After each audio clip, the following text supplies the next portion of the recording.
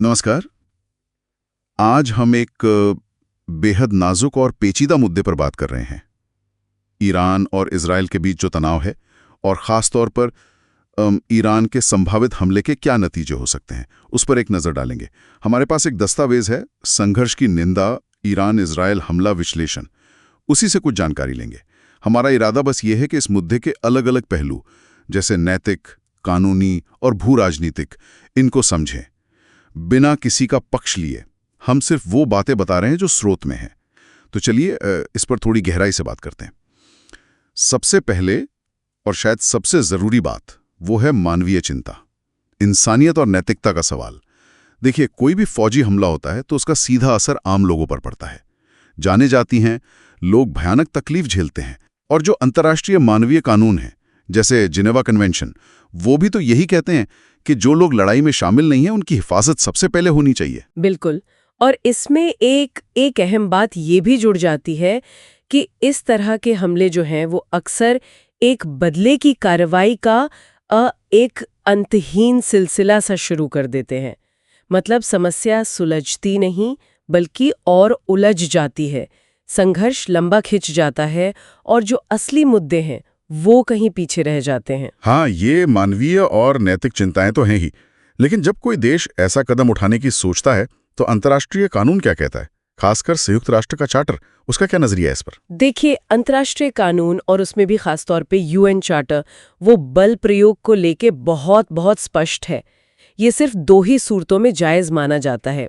पहला, अगर किसी देश पर कोई हथियारबंद हमला हुआ हो और वो अपनी रक्षा में, मतलब आत्मरक्षा में कार्रवाई कर रहा हो, ये चार्टर के अनुच्छेद 51 में आता है। और दूसरा, अगर संयुक्त राष्ट्र की सुरक्षा परिषद, जिसे सिक्योरिटी काउंसिल कहते हैं, उसने इसकी इजाजत दी हो। अच्छा, तो ये दो ही स्थितियां हैं। जी, अगर ईरान या कोई भी देश इन शर्तों को पूरा किए बिना हमला करता है तो इसे साफ तौर पर अंतर्राष्ट्रीय कानून का उल्लंघन माना जाएगा। ये सीमाएं बहुत साफ हैं। तो कानूनी तौर पर तो रास्ता बहुत ही सीमित है, लेकिन जमीनी हकीकत क्या है? मतलब भू राजनीतिक माहौल इसे और कितना पेचीदा बना देता है। ईरान और इजराइल के रिश्ते तो हम जानते हैं हमेशा से ही तनावपूर्ण रहे हैं। हाँ, ये पहलू बहुत अहम है। बिल्कुल, इन दोनों देशों के बीच देखिए कोई औपचारिक राजनयिक रिश्ते तो है नहीं, और जैसा आपने कहा, ये लंबे समय से प्रॉक्सी संघर्षों में उलझे हुए हैं। प्रॉक्सी संघर्ष मतलब थोड़ा समझाएंगी? हाँ, मतलब ऐसी लड़ाइयाँ जहां वो सीधे आमने सामने नहीं आते, बल्कि दूसरे गुटों या देशों के जरिए एक दूसरे को निशाना बनाते रहते हैं।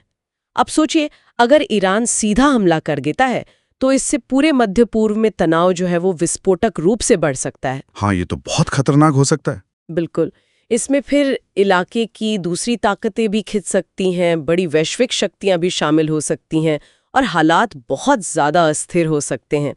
और अगर हम इसे थोड़ी बड़ी तस्वीर में देखें तो मान लीजिए ईरान ये दलील देता भी है कि वो इजराइल की पिछली किसी कार्रवाई का जवाब दे रहा है, जैसे सीरिया में या कहीं और, तो भी ये दलील अपने आप में इतने बड़े पैमाने पर हमले को सही नहीं ठहराती, खासकर अंतर्राष्ट्रीय कानून के नजरिए से तो बिल्कुल नहीं।